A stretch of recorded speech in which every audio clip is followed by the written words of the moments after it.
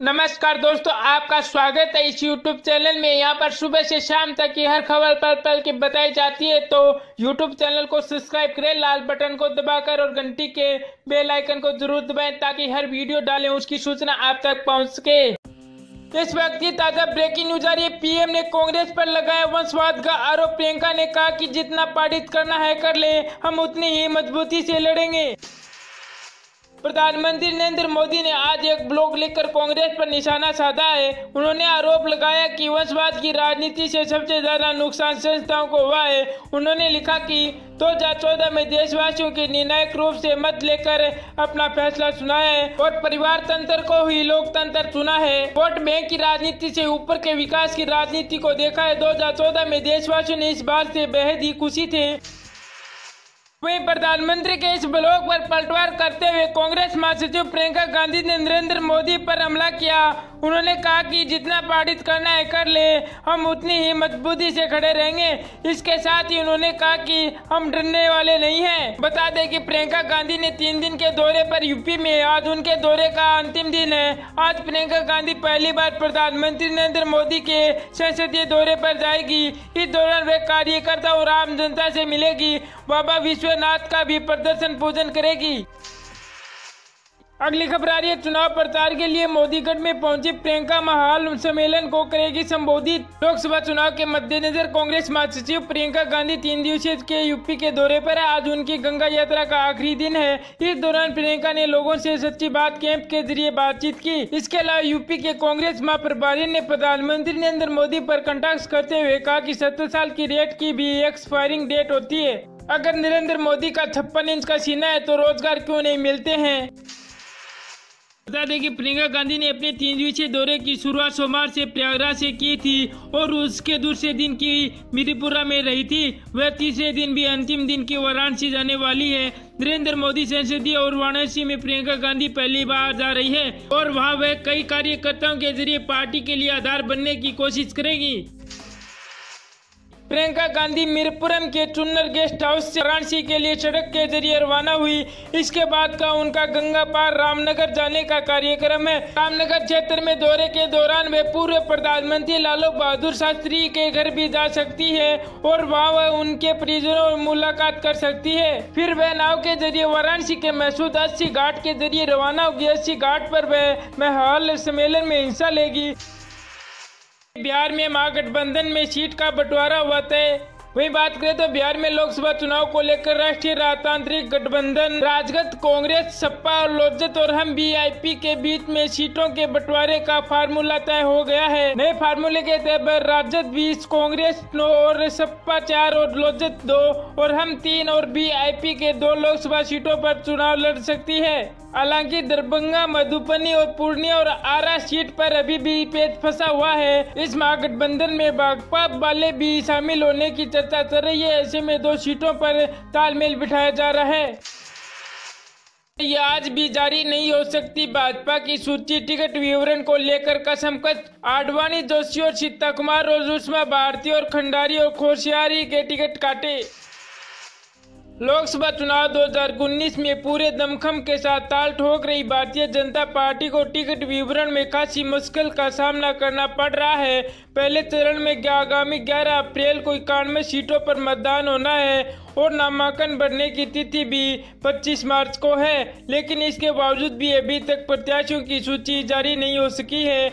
आज नई दिल्ली में केंद्रीय चुनाव प्रचार समिति टिकट की विवरण को लेकर देर रात तक मंथन कर रही थी। अभी तक पार्टी ने कई वरिष्ठ नेताओं के टिकट करने की बात सामने आई है। अभी तक पार्टी के कई वरिष्ठ नेताओं के टिकट काटने की बात सामने आई है, जबकि छत्तीसगढ़ के सभी 10 वर्तमान सांसदों के भी टिकट काटे गए हैं।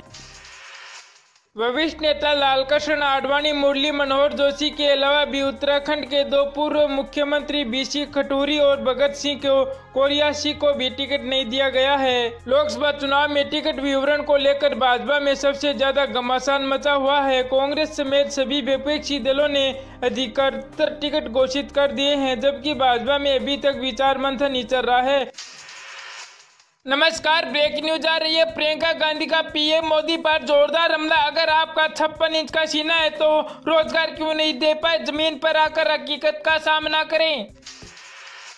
वही बात करें तो कांग्रेस महासचिव प्रियंका गांधी वाड्रा मंगलवार को अपनी बोट यात्रा से दूसरे दिन फिर से निकली। एक बार फिर से उन्होंने अपनी यात्रा की शुरुआत प्रधानमंत्री नरेंद्र मोदी और केंद्र सरकार यूपी योगी आदित्यनाथ सरकार पर हमला बोलते हुए कहा कि प्रियंका गांधी वाड्रा ने पीएम मोदी का नाम नहीं लिया। कहा कि अगर आपका 56 इंच का सीना है तो देश में बेरोजगार लोग खुश क्यों नहीं है, आखिरकार आपने रोजगार क्यों नहीं दे पाए। वहीं उन्होंने यूपी के मुख्यमंत्री योगी आदित्यनाथ द्वारा अपने 2 साल का रिपोर्ट कार्य पेश किए जाने पर तंज कसते हुए कहा कि उत्तर प्रदेश के सीएम योगी जमीन पर आकर हकीकत का सामना करना चाहिए।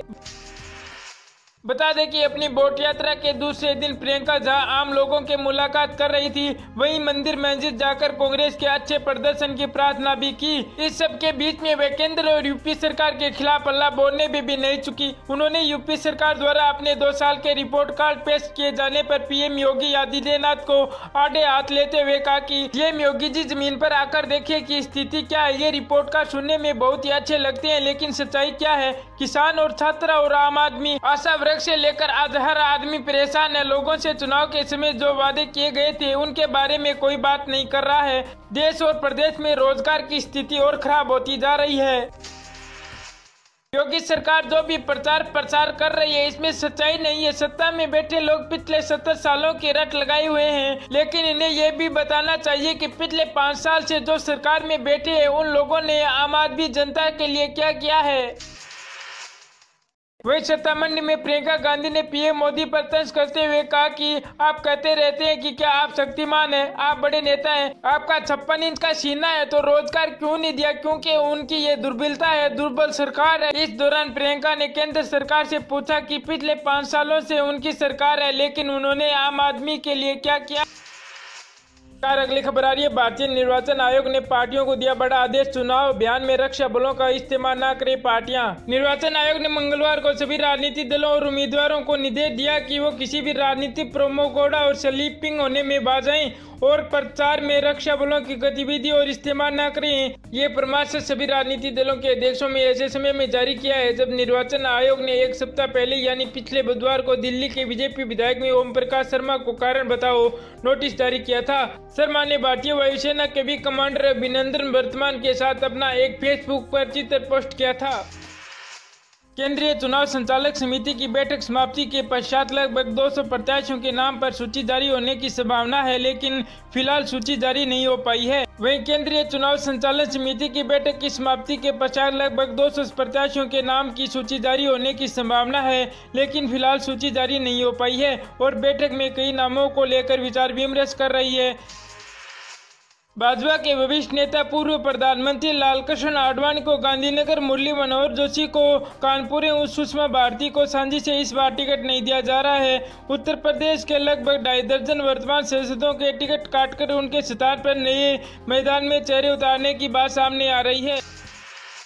केंद्रीय चुनाव संचार समिति की नई दिल्ली में बैठक चल रही है, जिसमें आज पहले चरण के 91 सीटों समेत लगभग 200 प्रत्याशियों के नाम फाइनल होने की संभावना बताई जा रही है। भाजपा के वरिष्ठ नेता पूर्व प्रधानमंत्री लालकृष्ण आडवाणी को गांधीनगर व मुरली मनोहर को जोशी को कानपुर और सुषमा भारती को सांची से इस बार टिकट नहीं दिया जा रहा है। उत्तर प्रदेश के लगभग 2.5 दर्जन वर्तमान। नमस्कार दोस्तों, आपका स्वागत है इस यूट्यूब चैनल में। यहाँ पर सुबह से शाम तक की हर खबर पल की बताई जाती है, तो YouTube चैनल को सब्सक्राइब करें, लाल बटन को दबाकर और घंटी के बेल आइकन को जरूर दबाएं ताकि हर वीडियो डालें उसकी सूचना आप तक पहुंच सके।